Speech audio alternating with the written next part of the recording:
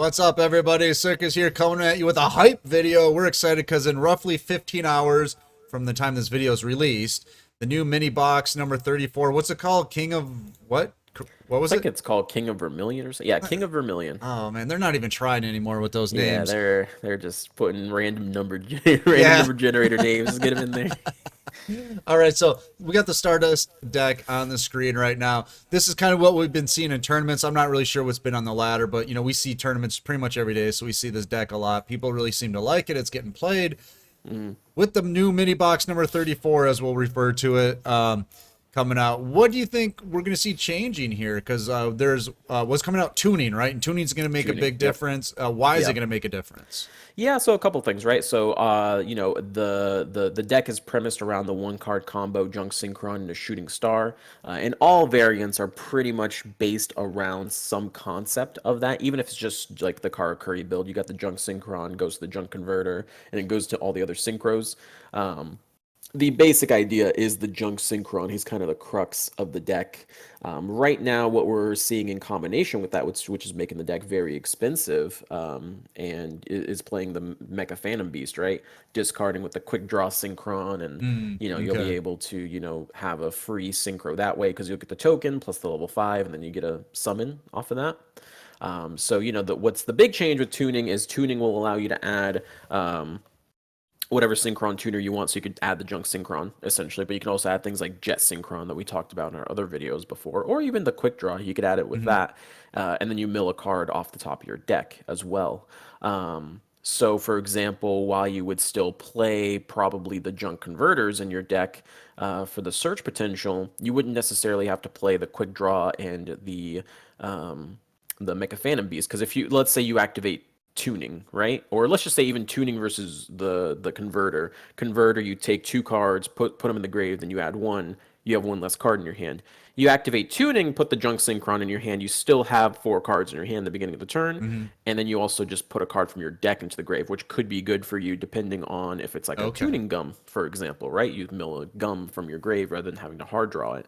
And at worst, you mill like a back row. Here you've got Book of Moon. It doesn't have to be Book of Moon. It can be whatever. This is just what was in battle phase, for example. It could be a Canadia or something. That's like worst case scenario. So we get rid Um, of the Mecha Phantom Beast, let's say, and we replace that with tuning.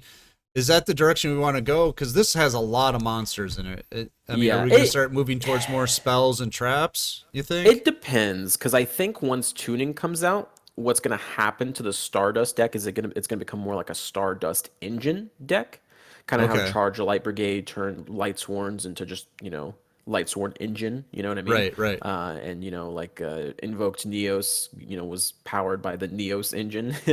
I think with tuning, you're going to start seeing a lot more because you could run realistically just the Junk Synchron, just the converters, and then like two more monsters plus your tuning, and then there you go. You've got 8 spaces left to do whatever you want. Oh, and that's So how you came up with Karakuri, that monstrosity of a deck, yeah, right? the That. invoke deck, yeah, but decks like Karakuri, for example, could see a resurgence without even using the shooting star. Hmm. They'll just play a bunch of your Karakuri cards and then your one card combo Stardust, Junk Destroyer, for example.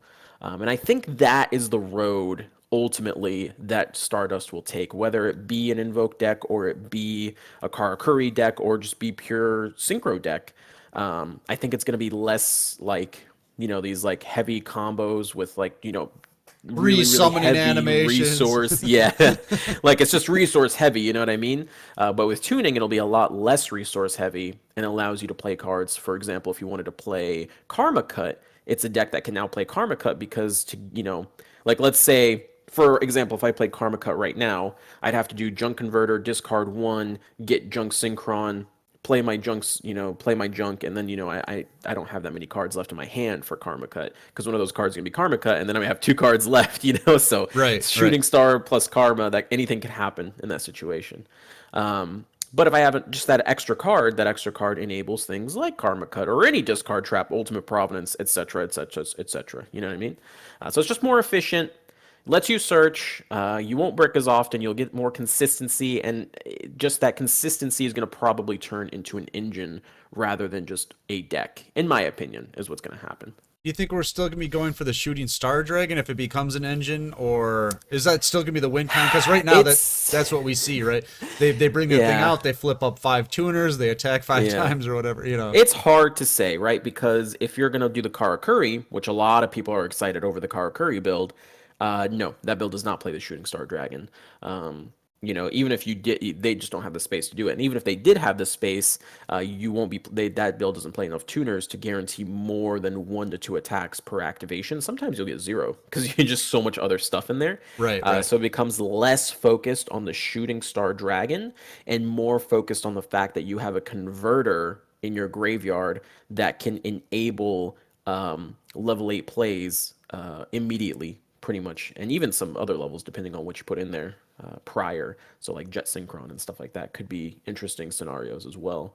Um, So are there other good like level 8 synchros or anything to go into, or is this like what we see on the screen here is kind of like the best of the best, I or mean, technically, you could make a Harpy slash dragon or Harpy right, cyber right. slash Harpy lady if you wanted to in this deck. The only thing that locks them into the shooting star is the activation to put the formula synchron onto the field. Oh, So if they don't okay. even do that, if they never even put Stardust into the formula synchron, then they don't have to get locked at all. You know what I mean? So now, of course, they're probably still going to play Stardust. I don't think they're going to replace Stardust with like Spark Dragon or anything like that. So they're probably going to put Shooting Star for now. But even now, I see builds with like Karakuri that don't play the Shooting Star. So it'll be interesting to see. Because like when you really look at the extra deck monsters in terms of what to drop first, it really does like the Shooting Star really is like the first one that's like, yeah, we don't really need that. That's kind of extra, you Okay. know. So.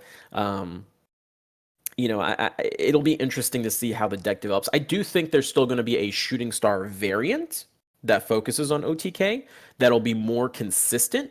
But I do also think that if there's a chance for this to be meta and really strong, I think that it being turned into an engine rather than a deck, I think it's just going to be better off as an engine. Pretty much same thing with Lightsworn, right? Like no one's playing Judgment Dragon and stuff like that, even though those are the boss monsters. Mhm. They just play Charged Light Brigade, Thunder Dragons, or whatever, pretty much. Okay, So so this is obviously a synchro focused deck. Do you think there's a time where, because I'm seeing a lot level 8s in the extra deck, do we throw Heliopolis in there? Would that ever work into a strategy, or is that just a complete waste of resources?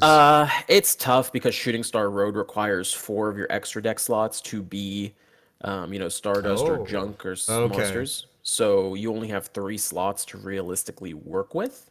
So the space is really tight. So I It's mean, really tight. That's like the one thing kind of restricting you. So and that's why I said Shooting Star is like the first thing to go because Shooting Star doesn't count as a Stardust for whatever God, okay, he should be, but he's not a Stardust monster. So he doesn't count towards the skill.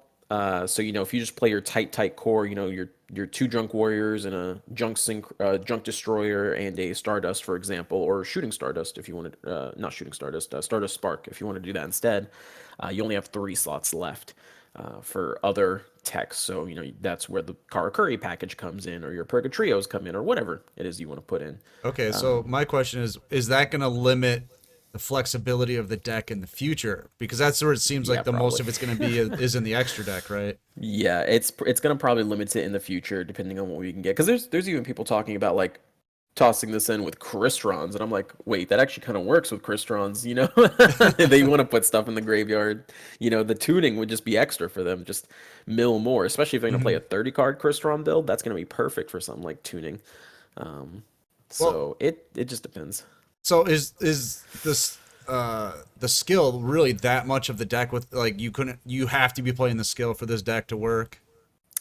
Um, Could they the adapt skill it? is the skill is what makes the Junk Synchron um a 1 card combo guaranteed. Hmm. Now there is a world where you play tuning and you play other mill cards like Charge the Light Brigade and Hmm. try to mill a converter so you don't have to be locked into the skill. Right. And that could be something that's realistic with if the deck is more consistent, which it will be with tuning. But that's something that just We don't know it's our yet. up to RNG. We'll have to test that. basically. Okay. You know what I mean? But that shooting star road guarantee, it's like what grows in the grave, right? Guaranteeing Right. that monster in the grave kind of made a meta around that. Yep. It's pretty much the same that just having that monster summon on your summon and turning your one card into an immediate effect.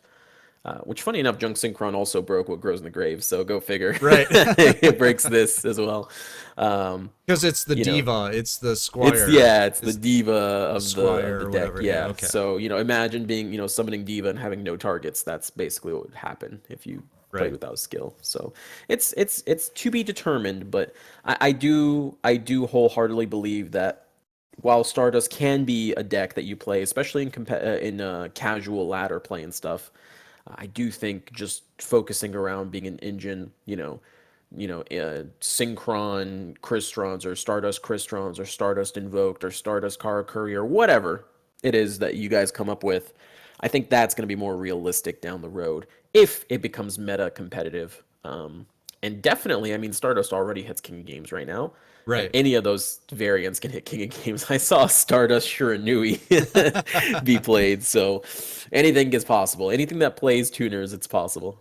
And I know a lot of times we focus on the competitive aspect of things here, and well, obviously because we're tournament promoters, but it also forces these decks to go through evolution very quickly. Like Yeah. they adapt so quick, so it's kind of neat, and that's why we watch it so much is to see all the changes. So let us know what you think in the comments below of all the changes you think are going to happen to the deck. Obviously, you can get King of Games with anything on the ladder, but is it going to stay competitive? Is it going to be a top tier deck? That kind of thing. Let us know That's what what we're you looking think. at, yeah. Yep. So, all right. Make sure you get in the Discord because it's free. The tournaments are free. New player help is free. Just like Book of Moon, it is also free. So make sure to get that while you can. All right. I'm Circus. That's Rye. 200 gems for one book, baby. Let's Let's go. go. All right. We'll see you next time.